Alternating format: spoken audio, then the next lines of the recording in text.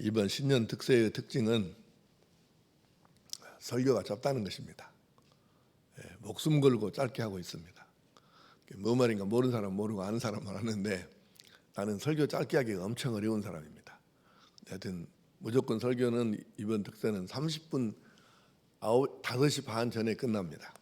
개인기도 그 대신 많이 하시기 바랍니다. 그리스도인은 예수님을 바라보면서 살아야 할 존재입니다. 그래야 온전할 수 있는 것이죠. 오늘 제목을 따라하겠습니다. 목자이신 예수님을 바라보라.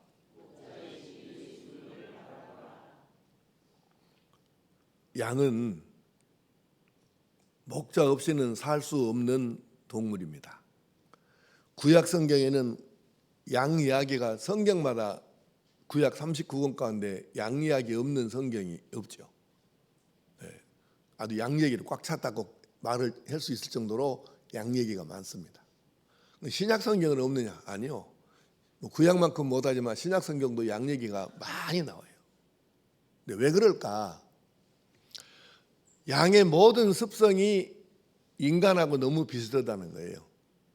그래서 이제 사람을 양에 빗대어서 그렇게 표현을 하고 또 양은 목자 없으면 안 된다는 것을 이제 강조해서 가르쳐 주는 거거든요.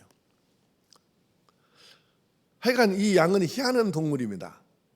여러 동물과 비교해 봤을 때 이런 차원에서 좀 특별한데요. 첫째는 양은 공격용 무기가 없어요. 이 맹수라고 하는 것들은 날카로운 이빨, 또 큰 발톱, 이런 게 있잖아요. 그런데 양은 그런 게 애시당초에 없어요. 그런데 다른 짐승을 공격할 수가 없어요. 이 양은 태생적으로 한계가 있는 거죠. 그래서 이거는 남을 공격하고 남에게서 뭘 뺏어먹고 죽이고 이런 일은 할 수 없는 것이에요. 두 번째로 이 양은 방어용 무기도 없습니다. 방어용 무기의 대표적인 게 뭐냐면 빠른 발이에요. 그러니까 사자나 호랑이가 가령 사자가 어떤 그 짐승을 임팔라 같은 거를 잡으려고 팍 뛴다 갑시다. 그러면 그 동물의 왕국 같은 거 보면 그 세상에 사자가 낮은 포복을 하는데 보면 진짜 우습잖아요. 살금살금 발 소리도 안 나게 막 이렇게 해갖고 딱 엎드려서 그러니까 어떻게든지 간에 그 짐승이 도망가 눈치를 못 채게 한 다음에 사정권 안에 들어갈 때 이 정도면 네가 지금 도망가도 이 정도 내가 가면 달리면 잡을 수 있다. 그 정도 이 사정거리 가시권에 들어오면 그때 이제 뛰는 거 있잖아요. 근데 동물의 세계에서 재밌는 게 있는데 임팔라를 비롯해서 그 약한 동물 있잖아요. 맹수한테 잡혀 먹을 수밖에 없는 이 동물들이 적어도 15초에서 20초 정도 뛸 수 있는 에너지를 갖고 있어요. 그런데 동시에 출발했는데 이 동물들이 안 빠른 게 아니에요. 엄청 빨라요. 그 약한 짐승들이.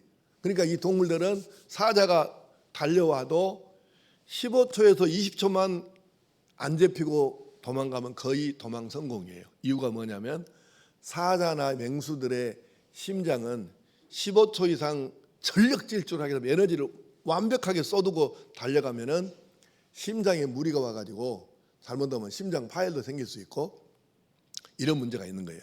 그러니까 이 동물들은 15초에서 20초만 안 잡히고 죽기 살기로 뛰면 결국은 벗어나는 거거든요. 이걸 방어용 무기라고 그래요.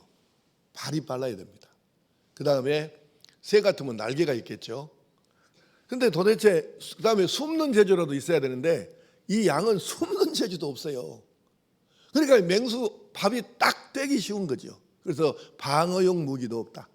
그리고 이 동물은 또 웃기는 게 뭐냐면 시력이 약해요. 시력이 약한데 우리 사람의 눈으로 말하면은 0.2에서 3 정도 그런 정도 시력이라고 해요. 그러니까 아주 눈이 나빠요. 그래서 아주 가까이에 있는 것 말고는 자기 눈으로 확인해서 먹이를 찾을 수가 없어요. 그러니까 이건 양이라고 하는 것은 저 혼자는 못 살아. 공격에서 뭘 먹도 못하지. 그 다음에 방어도 못하지. 그 다음에 자기가 눈으로 보고 먹을 것을 찾아가지고 저기가 풀이 있구나, 저기가 물이 있구나, 저쪽에 가면 그늘이 있구나, 이걸 모르는 거예요. 희한한 동물입니다. 이거는 진짜. 그래서 이거는 저 혼자 놔두면 딱 굶어 죽거나 딱 맹수밥이 되거나 이렇게 될 수밖에 없는 것이 양이라는 동물입니다. 근데다가 또 더 웃기는 것은 이것이 또 고집은 또 징하게 씁니다.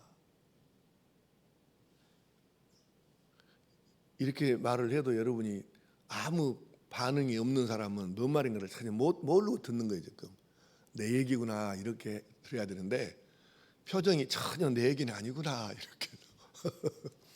이 양이 웃기는 게 고집이 세요. 고집이. 그런데다가 한눈을 또 잘 팝니다. 예. 그런데다가 또 이게 자주 대열해서 이탈을 잘해요.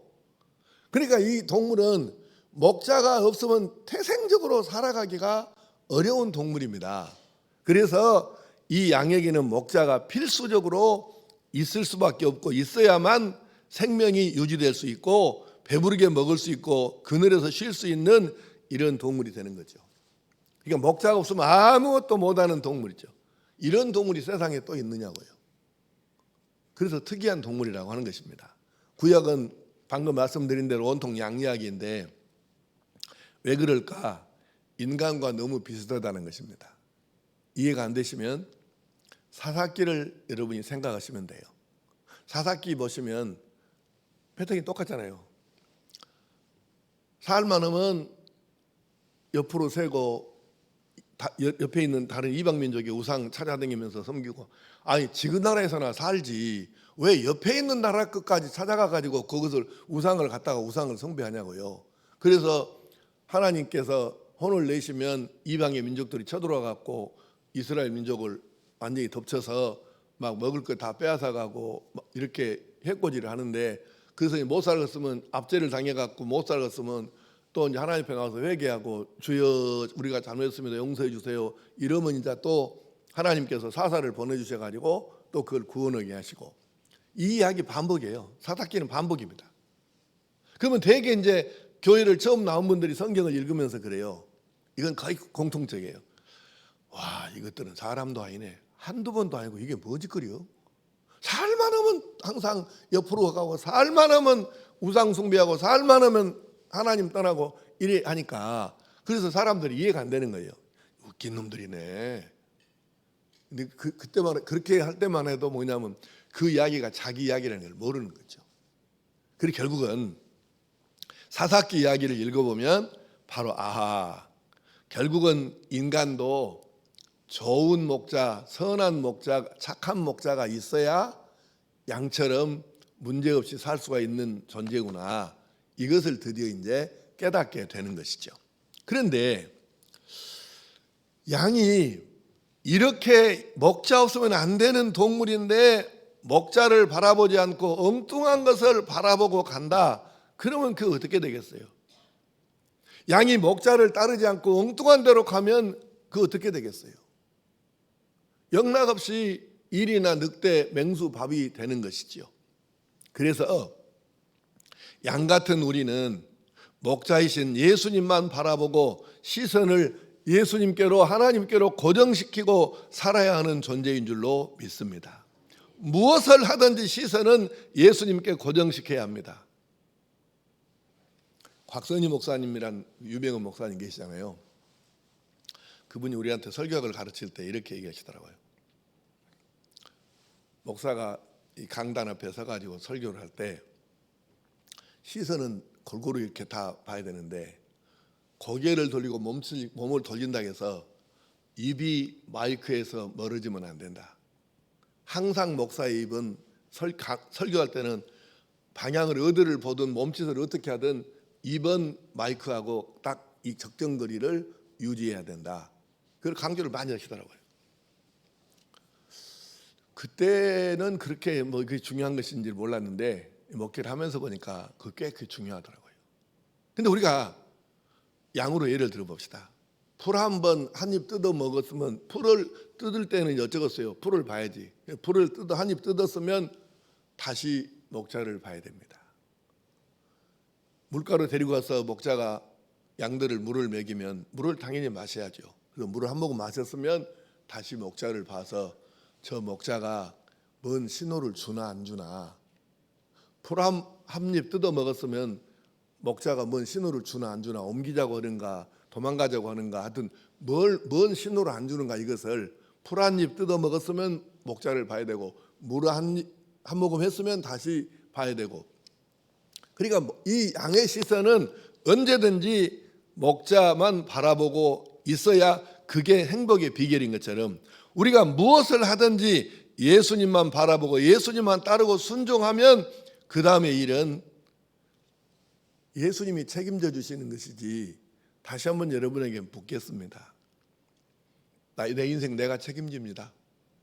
그런 사람 있으면 한번 얘기해 보세요. 자기 인생을 자기가 책임질 수 있으면 얘기 한번 해보시라고. 이렇게 설교하고 있는 목사인 나도 내 인생 죽었다 깨나도 내가 책임 못 집니다. 인생을 몰라도 한참 모르는 사람들이 하는 말이에요. 내 인생 내가 책임지지 누가 책임지냐고.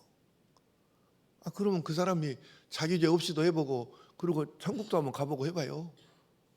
자기 인생 자기가 책임 못 집니다. 내 인생을 완벽하게 책임져 주실 수 있는 단 한 분은 오직 하나님 뿐이신 것을 기억하십시오.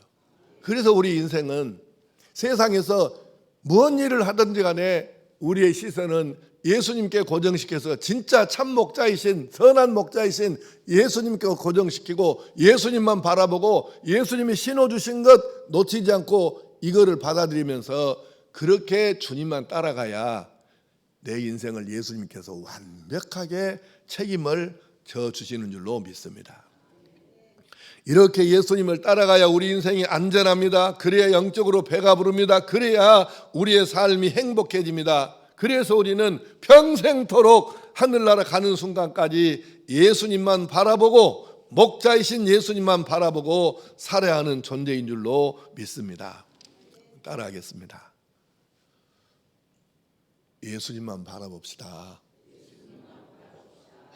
예수님만 바라보고 삽시다. 여기에 우리 인생에 답이 들어있는 거예요. 다른 데가 있는 게 아니고. 그러므로 목사인 저도 성도인 여러분들도 이유 따질 것 없어요. 이해가 돼도 안 돼도 그 상관이 없습니다. 평생을 목자 되시는 선한 목자 되시는 예수님만 바라보고 예수님이 어떤 신호를 누구를 통해서 내게 주시는가 잘 이걸 하나도 놓치지 않고 이걸 받아들이고 또 그대로 순종하고 해서 예수님 때문에 참 목자이신 예수님 때문에 행복한 하나님의 사람, 그리고 예수님께서 인도하시는 길로만 가기 때문에 금년 1년도 승리하고 완벽하게 꿈을 이루는 그런 1년으로 살아가는 성도 될 수 있기를 간절히 축복합니다. 기도하시죠.